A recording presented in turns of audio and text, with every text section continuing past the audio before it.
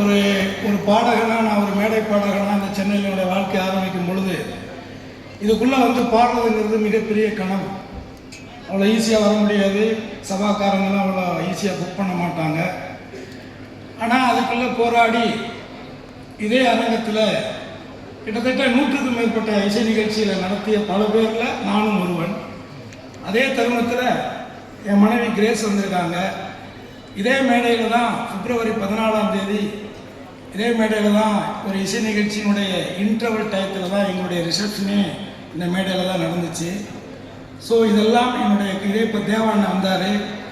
தேவாண்ணன் என்னுடைய கச்சேரிக்கு தலைமையேற்று இந்த ஒரு நிகழ்ச்சி நான் பண்ணேன். அதில் அவர் இப்போ அந்த கருத்துக்களை என்கிட்ட பகிர்ந்துக்கிட்டார். அவருடைய தம்பி சபேஷ், முரளி, சம்பத்து, சிவா எல்லாருமே அதில் கலந்துக்கிட்டாங்க. ஸோ ஆக ஒரு வரலாற்று சிறப்பு மிக்க இந்த அரங்கத்தில் ஒரு 6 வயசு குழந்தை வந்து ஒரு அற்புதமான ஒரு என்ன சொல்கிறது, ஒரு நல்ல ஒரு திறமையோடு, அதுவும் தாய்மொழியாம் தமிழ் மொழியில் பாடுறதுங்கிறத தாண்டி இந்த வயசில் இத்தனை மொழிகள் அவர் பாடுனது எல்லாருக்கும் வியப்பூட்டுது. அதை தாண்டி அவருடைய நடனம், அவருடைய எக்ஸ்பிரஷன்ஸ் எல்லாமே எல்லாருக்குமே பிடிச்சிருக்கும்.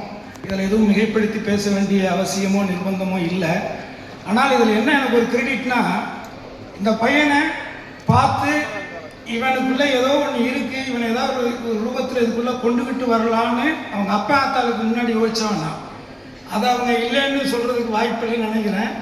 ஏன்னா நான் தான் அவனை முதல்ல ஆட வச்சேன்னா அந்த பாட்டு வரும், லேட்டாக தான் வரும், கொஞ்சம் லேட்டாக ஆகும் அது. ஆனால் அது வரும்.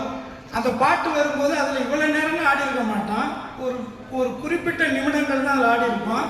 ஆனால் நிச்சயமாக அந்த பாட்டும் சரி, அந்த நடனமும் சரி, அது நிச்சயமாக பேசப்படும் நான் நம்புகிறேன். அதே தருணத்தில் இவனை ஆட வச்ச அந்த மாஸ்டரை அவருடைய தாய்க்கு அறிமுகப்படுத்துனது நான் தான்.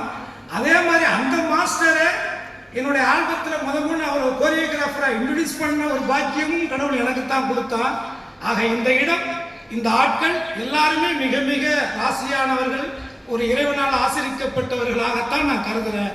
ஆகவே இந்த திறமையை மேலும் மேலும் வளர்த்து நிச்சயமாக இறைவனுடைய அருளில் என் பிள்ளை வந்து நன்றி நன்றி நன்றி இந்த மலர்களை போல அனைவருக்கும் பிடித்தவனாக இவன் உணரப்பட வேண்டும் அப்படிங்கிறது எல்லாம் அல்ல என்னுடைய தெய்வம், தெய்வ திருமகன் பசும்பொன்னாரை வணங்கி வாழ்த்துகிறேன். நன்றி, வணக்கம்.